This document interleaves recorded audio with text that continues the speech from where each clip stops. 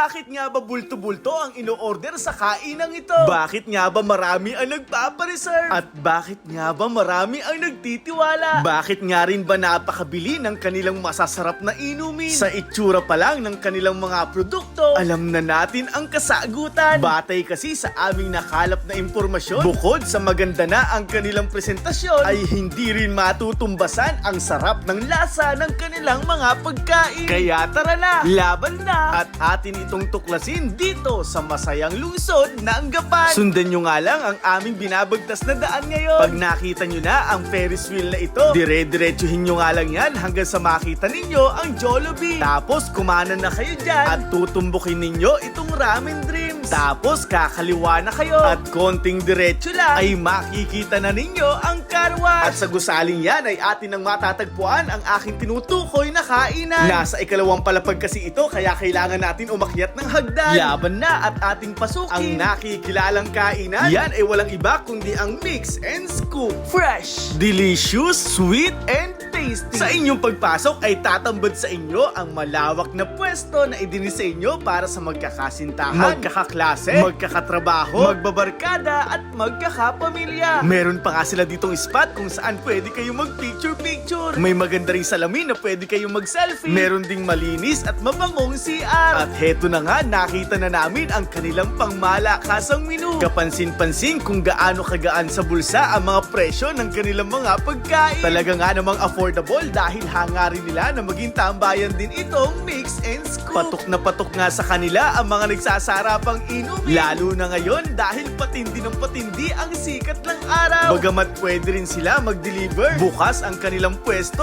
araw-araw. Kaya kung wala kang pagkakataon na pumunta rito, no problem dahil pwedeng i-deliver yan. At heto na nga mga lods, ang aming titikmang pagkain at inumin ng MNS. Wow, grabe! Talaga nga namang itsura pa lang, magugutom ka na. Kaya nga itong si Alien ay hindi na nagpatumpik-tumpik pa. Agad-agad na niyang nilantakan ang napakasarap na pork katsu. Ito namang si Ibon ay kanina pa tinititigan ang masarap na crispy fish fillet ng MNS. Kaya ng kanyang matikman, aba ayaw ng tigilan. Kung kayo naman ay katulad ko mahilig din sa sausage, aba hindi pa papahuli ang Hungarian sausage ng Mix and Scoop. Sa laki at sa sarap nito, talaga nga namang solve na solve ako. Kung diet ka at ayaw mo ng mga rice meals, huwag kang mag-alala dahil meron din silang pangmalakasang sandwiches. Ito nga yung kadalasang ino-order dito sa MNS. Eh kasi naman, for as low as 89 pesos, panigurado, busog ka na. At eto pa mga lods, kung nagke-crave ka nga sa masarap na salad, dito sa Mix and Scoop, matitikman mo ang kanilang signature at special salad. Healthy nga yan dahil maraming prutas at gulay. Meron din sila dito mga crispy fries na panigurado magugustuhan ng mga chikitin. Yes po, dahil itong Mix and Scoop ay idinisenyo rin para sa mga pamilya. Lalo na ngayon, napapainit ng papainit ang paligid. Panigurado, perfect na perfect sa inyo ang kanilang masasarap na inumin. Amin ngang sinubukan ang kanilang mga bestseller dito. Una na dyan, ang coffee jelly con yelo. Tapos itong avocado con yelo na nilalantakan ni Ibon. Pero alam nyo ba mga lods, bumilib ako sa kanilang versyon ng halo-halo. Eh kasi naman, bukod sa marami ng kasamang sangkap, ay meron itong kasamang rock, salt, and cheese. Kaya maguguluhan ka talaga kung ang lasa ba nito ay milk tea o halo-halo na siyang mas nagpa-espesyal ng kanilang versyon. Isa nga ang halo-halong ito sa talaga nga namang tumatak sa akin na aking inirekomenda sa inyo. Hay, ngayon naiintindihan na namin kung bakit marami ang order at nagpapadeliver sa kainang ito. Tuloy-tuloy ang aming pagsaludo sa ating kababayan sa kanilang husay upang maglabas ng ganitong uri ng mga produkto. Kaya katulad ng palagi naming sinasabi, tangkilikin natin ang sariling atin. Ito po muli sa SK Philip, isang proud probinsyano at isang proud Novo Ecijano mula sa bayan ng Laur. Kasama si Alien at si Ibon. Maraming salamat sa pagsamang sa muli. Paalam, ingat, and God bless. Laban na!